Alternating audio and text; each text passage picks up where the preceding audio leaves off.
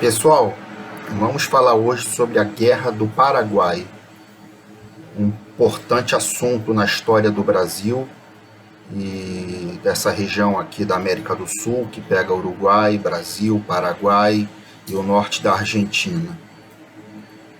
Vamos então, eu vou dar um resumo e depois vou entrar detalhadamente na guerra, as fases da guerra, etc., até que chegou a derrota do Paraguai e a vitória dos aliados, que era Uruguai, Argentina e Brasil. Eram os aliados, a tríplice aliança. E o Paraguai sozinho quis derrotar todos e criar um grande Paraguai. O Paraguai tinha, apesar disso, o melhor exército da América do Sul. Um exército melhor que o brasileiro, que o argentino, que o uruguaio. Porque ele já vinha desde do pai do Solano, Francisco Solano Lopes, que foi o ditador que iniciou a Guerra do Paraguai e acabou perdendo e foi morto. O pai dele começou a estruturar o exército.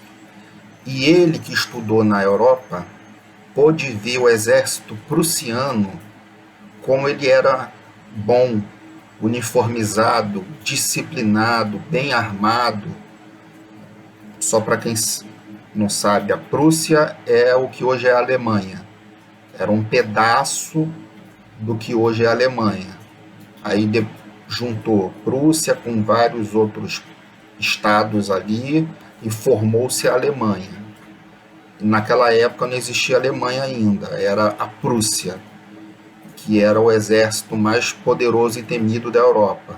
E ele se espelhou lá e começou a modernizar o exército paraguaio nesses moldes do exército prussiano.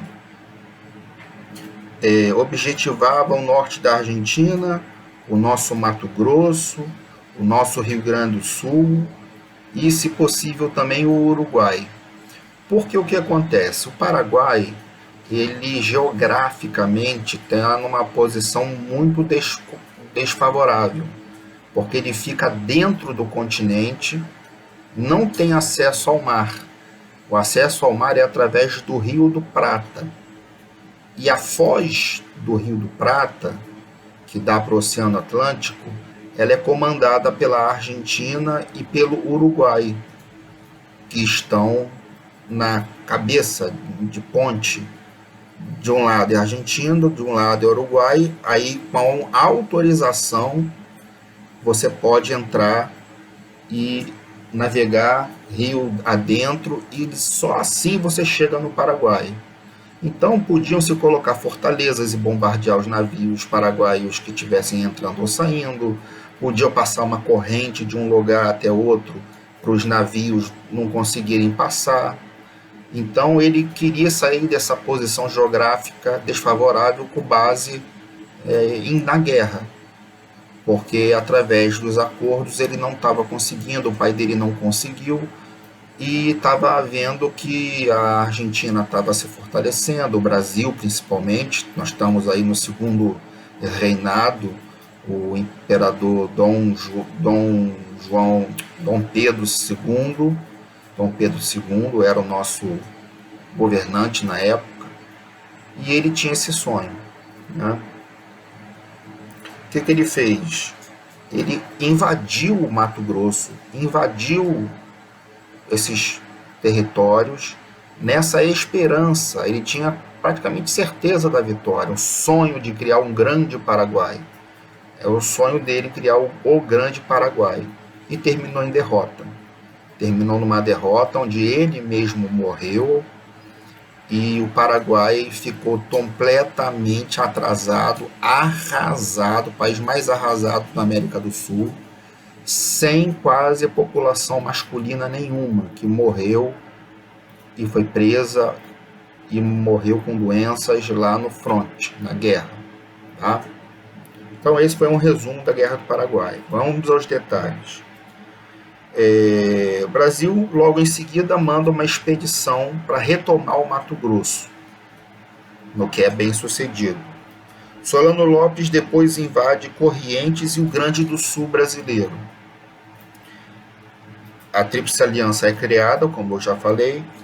A Argentina retomou seus territórios tomados no norte, porque ele queria a aliança com a Argentina, mas o ditador, o político com quem ele achava que ele era aliado, político da Argentina com quem o Solano Lopes achava que era seu aliado e tal, ele acabou apoiando a própria Argentina contra o Paraguai.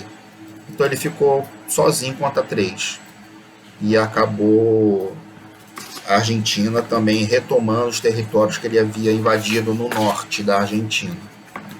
A Batalha de Riachuelo, muito famosa, a batalha naval, é onde a Marinha do Brasil derrotou toda a Marinha paraguaia. Por isso que é uma batalha naval muito importante, marca um dos períodos de virada da guerra na Marinha contra o Paraguai. No sul, o Brasil retomou territórios invadidos e as tropas paraguaias se renderam. Quando digo no sul, é no Rio Grande do Sul, onde eles também tinham invadido. Então, já retomamos o Mato Grosso, destruímos a Marinha Paraguaia e retomamos o Rio Grande do Sul que eles haviam invadido. A nossa Tríplice Aliança tenta um ataque geral contra o Paraguai, mas na Batalha de Tuiuti, as forças de Solano Lopes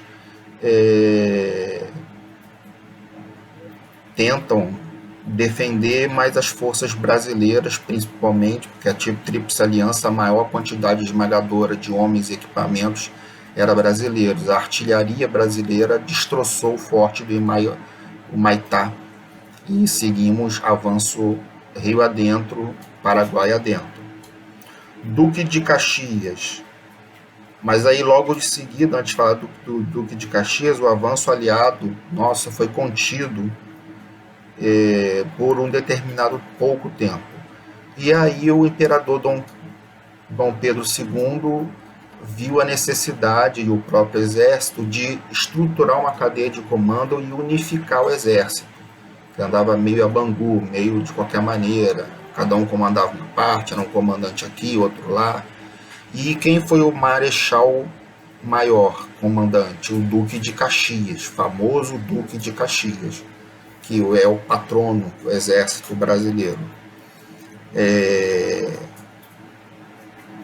Aí as tropas do Brasil tomam uma posição entre a capital do Paraguai, que é a Assunção, que liga através de estradas até várias fortalezas de defesa na beira do Rio Prata, dominando essas estradas. As fortalezas ficam secas, porque não vem suprimento, não vem munição, não vem bala de canhão para poder os canhões atirarem, não vem comida, não vem novos reforços.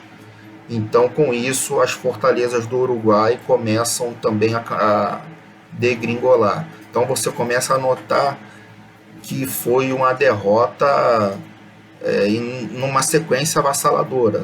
Tudo que o Solano Lopes fez após invadir todos os territórios, os países que ele queria, foi só derrota, uma atrás da outra, até que ele vai ser morto. Eu vou falar sobre isso.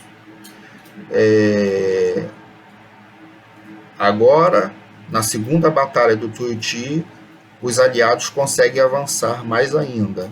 O Paraguai fica minguando e caminha para a derrota total, para o extermínio total da população masculina, porque o Lopes começou a mandar crianças para a guerra, esse ditador do Paraguai, ditador cruel. Ele começou a mandar crianças para a guerra, velhos e crianças, porque os adultos já nem sapato tinham. As pinturas da época, as fotos da época mostram os soldados paraguaios, as crianças, muito mal uniformizadas e descalços. Nem sapato tinham. Mas ele continuou. Mesmo assim, com a derrota, ao invés do cara ser sensato, fazer uma paz, etc., continua. Antes de mais nada, pessoal, quase que eu esqueço, ative o canal, seja membro do canal, ative o sininho também, curta se você está gostando, porque a gente tem que agregar valor para a sociedade brasileira, para os nossos irmãos brasileiros, que não tem esse ensino dessa forma no colégio nem na faculdade.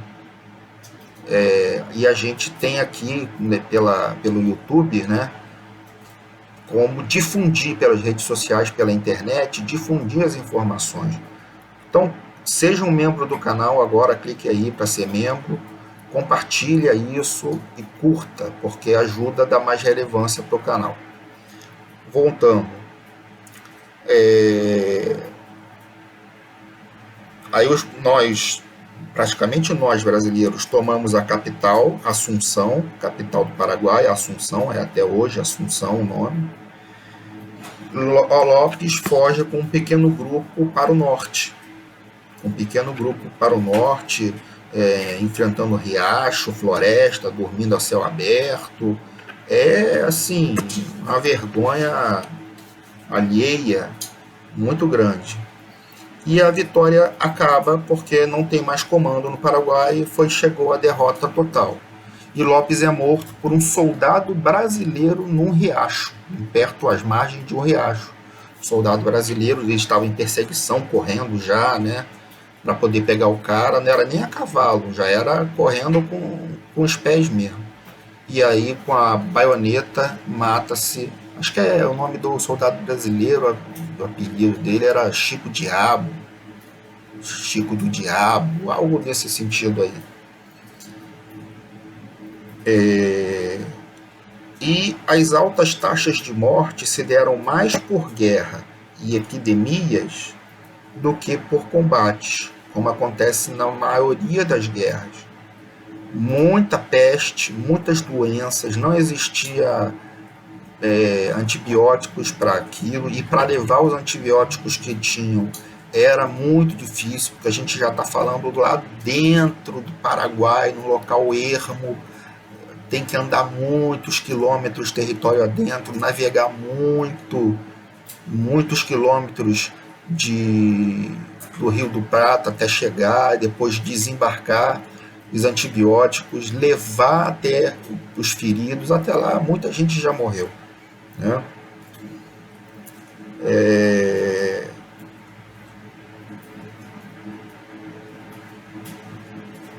Sim, muito importante. Foi com essa vitória na batalha da guerra contra o Paraguai, da Guerra do Paraguai, que o exército brasileiro começou a ter escravos, ex-escravos brasileiros, misturando com os oficiais de média patente, com generais, marechais, e o exército vitorioso saiu com prestígio, grande prestígio dentro do Brasil. E aí esses marechais, generais, começaram a pensar em também ter poder também. Dom Pedro II tinha poder monárquico imperial. Por que o exército não pode também ter poder? Esse foi um dos fatores que levou à proclamação da República pelos militares em 1889, alguns anos depois. Ajudou a guerra a acabar com a escravidão, porque muitos escravos foram liberados para poder ser soldados, porque estava precisando de soldados desesperadamente. Então Dom Pedro II baixou essa abertura, essa brecha, né?